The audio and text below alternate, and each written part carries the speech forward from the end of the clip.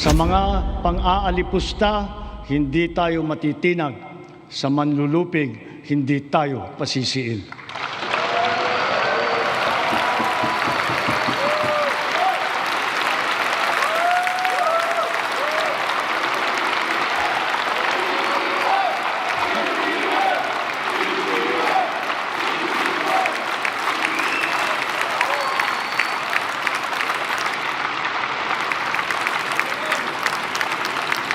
Gaya ng aking ipinangako sa inyo, nagsagawa tayo ng malawakan at malalimang investigasyon na walang pagkikiling kahit kanino man.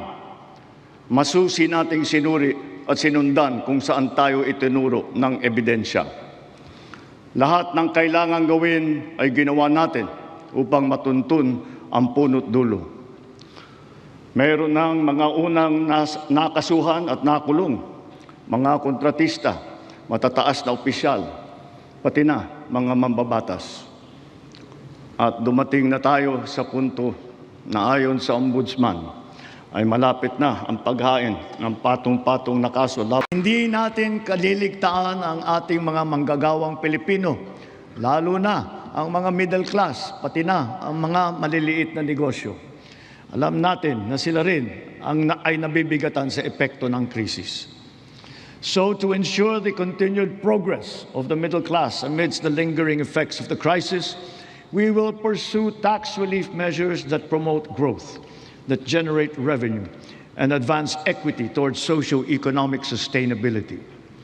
Kaya bilang natatanging proteksyon sa kanila at para mas mapakinabangan nila ang pinaghirapan nilang kita, nananawagan ako sa Kongreso upang maipasa ang batas na magbibigay ng bahagyang ginhawa para sa ating bayaring buwis. Una, palawakin natin ang exemption sa income tax.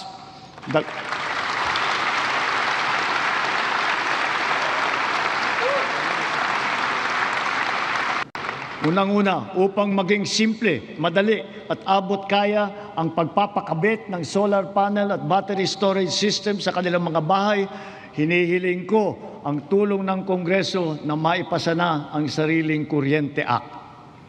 At na pinapasa sa consumer.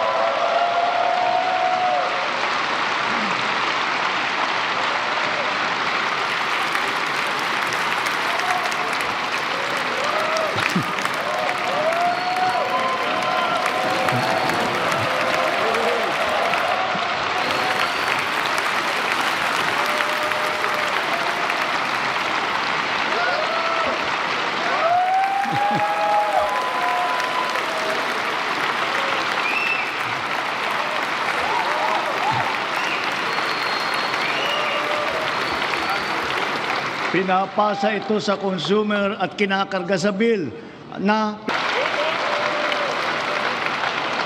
our unity and collective consciousness are challenged now greater than ever before. A common threat lies before us, directed against our dignity and self-respect. Of late, our very humanity has been called into question.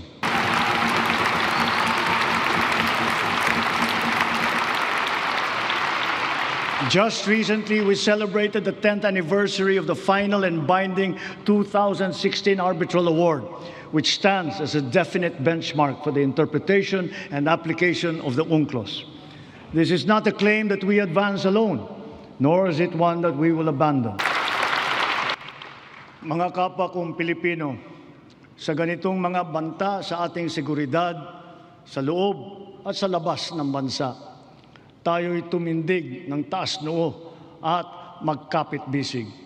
Dahil tayo man ay magkakaiba sa maraming bagay, iisa lang tayong lahi. Tayong lahat ay Pilipino, Pilipino sa diwa, Pilipino sa dugo. Manaig nawa ang pagkakaisa at ang pagmamahal natin sa inang bayan at sa kapwa Pilipino. Sa bagay na ito, hindi tayo magkakatunggali. Tayo ay magkakabigkis tulad ng ating pinamana sa ating buong kasaysayan. Sa mga pang-aalipusta, hindi tayo matitinag. Sa manlulupig, hindi tayo pasisiil.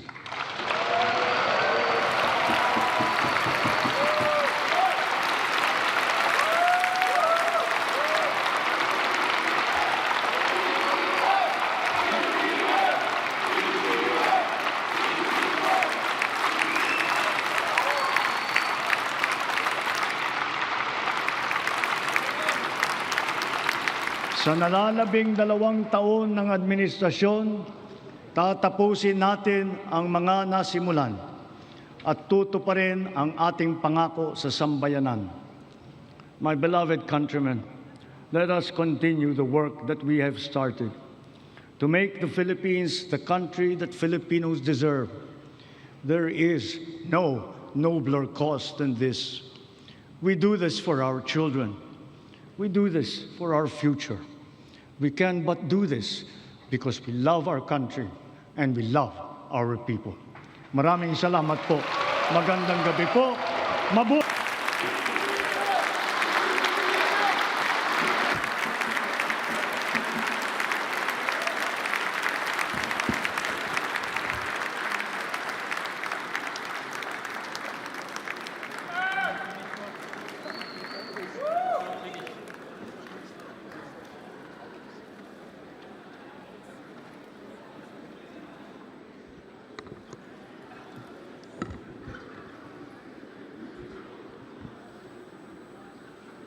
On the part of the Senate, the joint session is adjourned. On the part of the House of Representatives, the joint session is adjourned.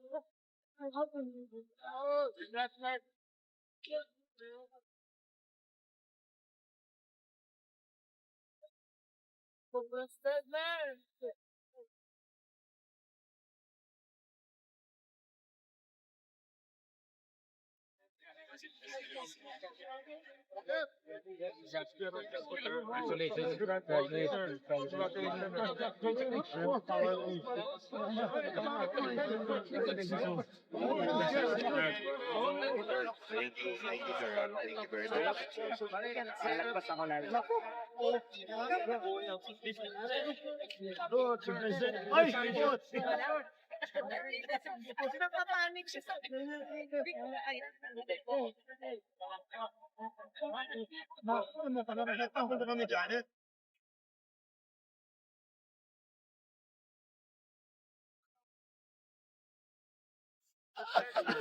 Thank you.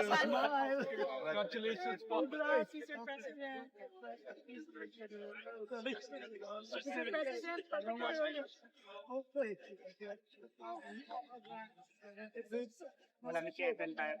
That's a lot of hard bills to pass, huh? Daming assignment.